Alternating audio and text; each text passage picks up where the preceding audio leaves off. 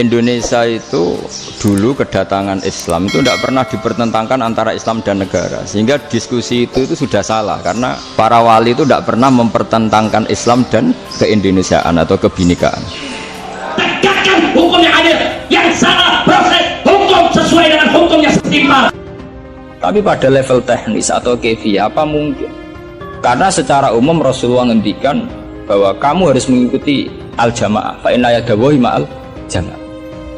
Jadi jangan coba-coba ada pihak yang menghalangi tabligh akbar kami. Satu, bahwa para wali itu misinya dakwah. Di mana-mana dakwah itu pasti ketemu yang berbeda. Mulai beda agama, beda pilihan madhab, beda tradisi, beda kultur. Jadi itu tidak perlu dipertentangkan, tapi malah itu jadi lahan dakwah.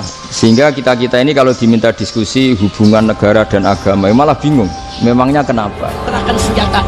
Baik, kita akan bawa senjata, kita serahin. Kita serahkan sebagian senjata kita. Kita simpan sebagian yang lain untuk jaga-jaga sudah.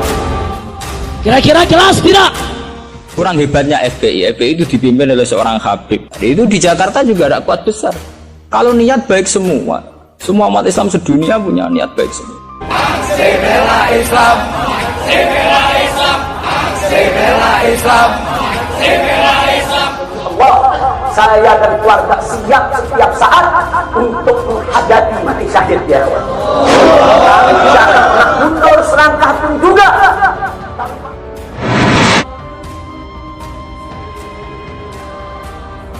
Menurut jenengan Habib Rizik Budiman, Habib Rizik itu dzurriyyah Rasul, nahi mungkar itu pasti baik. Tapi saya juga bilang Pak Quraisyhab ya orang alim juga dzurriyyah Rasul, dan cara pandang Pak Quraisyhab ya kayak begitu. Kalau para penyerang, para penyergap, para penguntit, saudara yang kami semula juga mereka bajingan penjahat, saudara yang ingin mencelakai kami akan kejar siapapun yang terlibat dalam kampanye. Kalau sampean mengidolakan Habib yang keras karena itu Habib, Pak Quraisyhab apa tidak? Habib, beliau juga profesor doktor orang ahli tafsir. Tapi beliau tenang saja. Pada seluruh anggota FPI maupun juga pengurus maupun juga simpatisannya, wabil khusus pendukung Imam Besar Front Pembela Islam, Imam Besar Umat Islam Indonesia Al-Habib Muhammad Rizik bin Hussein Syihab, ayo tetap semangat. Sebagai pengurus Majelis Riyadhus Sabatin Wilayah Ciawi Kabupaten Bogor mengingatkan bahwa Habib Rizik Syihab adalah imam besar FPI, bukan imam umat Islam. Karena organisasi itu kan apa? Musiman. Misalnya di Mesir bisanya Ikhwan, kalau di Irak bisa Partai Ba'ath, di Indonesia bisa Golkar, bisa HTI, bisa NU. Makanya saya katakan organisasi itu apa? Musiman. Itu tentang niat ingin mempersatukan umat Islam sedunia. Saya pikir semua umat Islam, tiap kiai masih pas tukaran lah ya tetap muni wa'tasimu bihablillahi jami'a wala tafar. Dengan dia bikin organisasi sendiri, tidak mau ikut NU atau Muhammadiyah, bukti dia sendiri bikin perpecahan kan. Kalau dia hati legowo ngapain tidak milih yang sudah ada dan berjalan?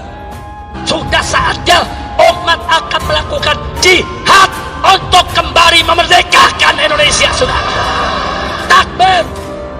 Karena bikin yang baru-baru ini malah bingung kan. Setiap orang karena punya klaim fahamnya sendiri kemudian bikin ada HTI, ada Jamaah Tabligh, ada DI.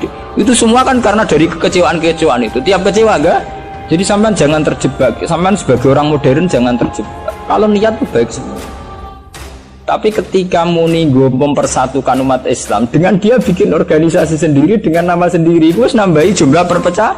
Dari Sabang sampai Merauke kita turun ke jalan lengserkan siapapun presiden. Lebih baik rezim zalim dan curang ini yang bubar dan segera bubar. Tapi nak ono jamaah napa MTA wonten napa Hizbut Tahrir wonten macam-macam niku. Mulane cocok ra cocok ora usah mutu. Nek ora cocok ya aja organisasi dhewe malah wae. Sing tercatat tuh ning Depak 215 aliran teng Islam piro.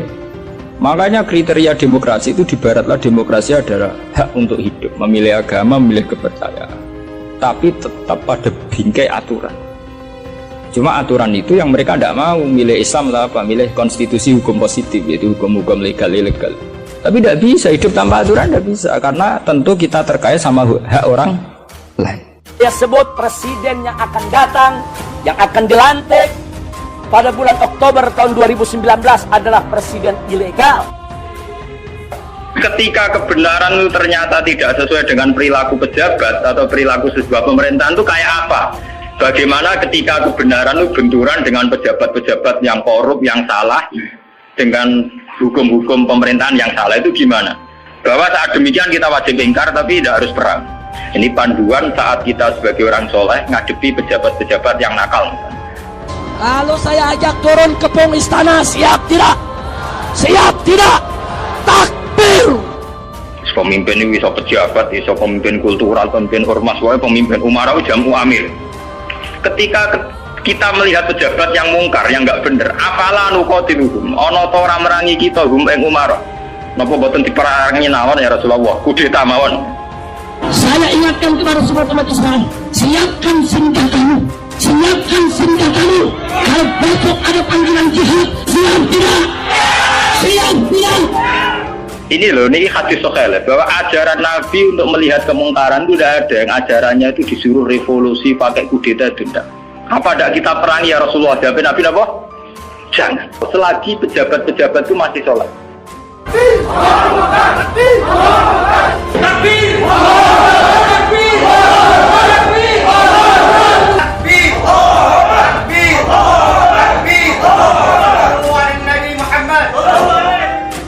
Mungkin pejabat itu punya kesalahan, dia korupsi, dia menggencet rakyat, dia apa.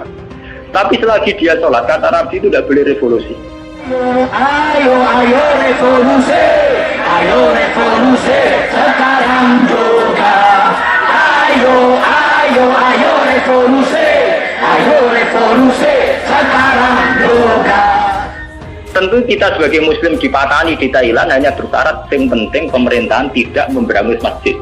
Artinya selagi masih tidak menghalang-halangi institusi agama yang bernama sholat, itu kita tidak usah revolusi.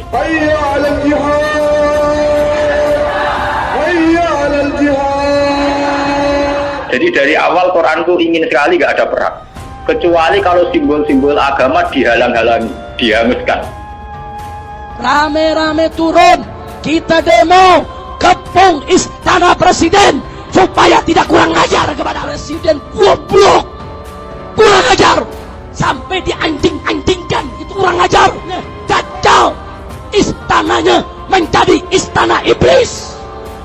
Nah kita sebagai ulama, sebagai seorang muslim, perhitungan kita sederhana. Selagi bangsa Indonesia atau pejabat Indonesia tidak menghalang-halangi institusi yang bernama sholat, ibadah, kita harus ngakui itu pemerintahan yang sah. Makanya Nabi perhitungannya satu. Dalam kekecewaan kita terhadap pejabat, terhadap pemerintah, yang penting jangan ada kudeta, jangan ada revolusi yang berdarah-darah. Kalau Anda tidak mau ada revolusi berdarah, kalau tidak mau ada revolusi sosial, Saiki boten teroris yo Allahu Akbar, polisi sing lagi sholat yo Allahu Akbar. Allahu Akbar, Allahu Akbar, Allahu Akbar, Allahu Akbar.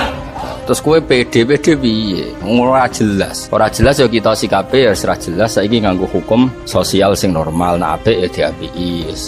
Imam besar kami Habib Muhammad Rizik Syihab ditahan oleh pihak kepolisian di Mapolda Metro Jaya.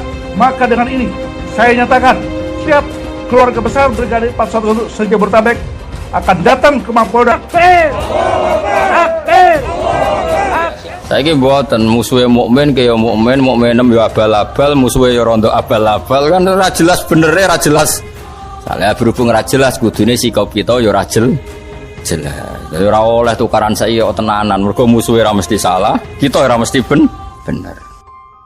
Jangan pernah mengakui kekuasaan siapapun, kepemimpinan siapapun yang berdiri atas dasar kecurangan dan kezaliman.